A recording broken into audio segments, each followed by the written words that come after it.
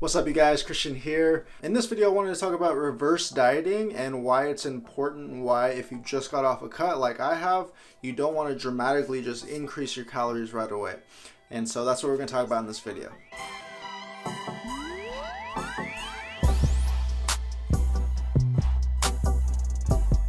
Alright guys, so in my last video I talked about how to calculate your lean bulk calories and showing you two different methods with Radu Gallagher from Kinobody and then from Mike Matthews from Muscle for Life and Legion Athletics. So the reason why you guys want to reverse diet is something known as post-starvation, which basically research shows if you're getting off a cut and let's say your calories from the end of the cut was like 2,000, which was like right where I was in my cut. I was eating about 2,000 calories, which is really close to my BMR, your basal metabolic rate. And so I'm not going to go over BMR in this video, but let's say your calories are starting to get really low at the end of your cut. If you just all of a sudden go straight into a surplus, you start eating like 3,200 calories the next day. If you go from 2,000 calories one day 3,200 calories the next day, you're going to be affected by this post-starvation obesity effect, which basically means your body's just going to store on a bunch of fat from those calories, which is why you don't want to do that. Instead, you want to do something called reverse dieting. Also, I'll put the study about the post-starvation obesity in the link in the description below, but basically reverse dieting in a nutshell is, let's say you ended your cut with this amount of calories. All you want to do is calculate your maintenance calories. So this is just an estimate. You would multiply your body weight, right, times 14, 15, or 16, okay? And so like if you are very active, 16, lightly active, 15, sedentary, 14. Again, these are just estimates. There's not, these numbers may change for you, but let's just go with the 15 for this example. So if we do my example, 15 times 193 is 2,895 calories, which we will just say is about 2,900 calories. Okay?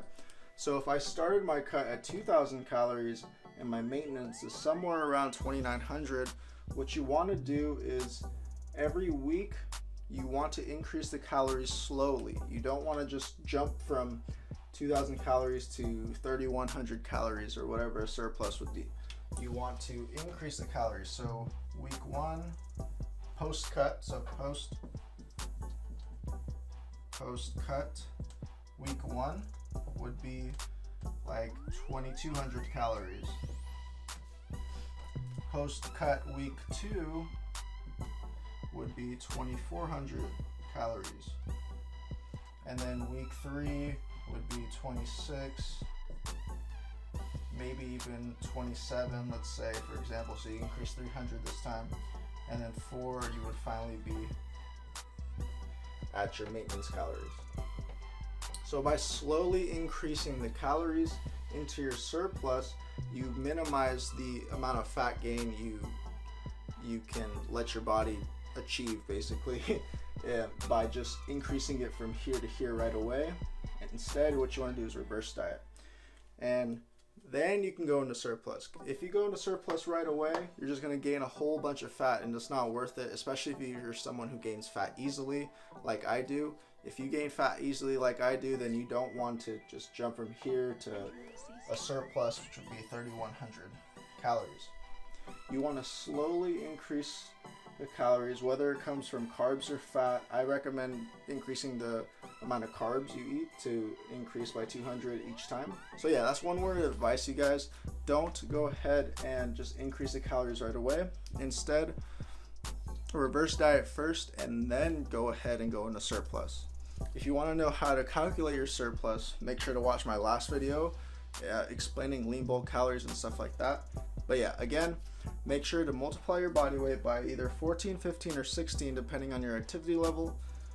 Then, depending on where you ended your cut, how many calories you were eating at the end of your diet, let's say 2,000, and let's say my maintenance calories was around 2,900, you want to take as many weeks as possible to slowly increase the calories so you don't gain as much fat in your bulk, because that's the main problem when people bulk. They just gain a whole bunch of fat, and that's exactly what you don't want to happen.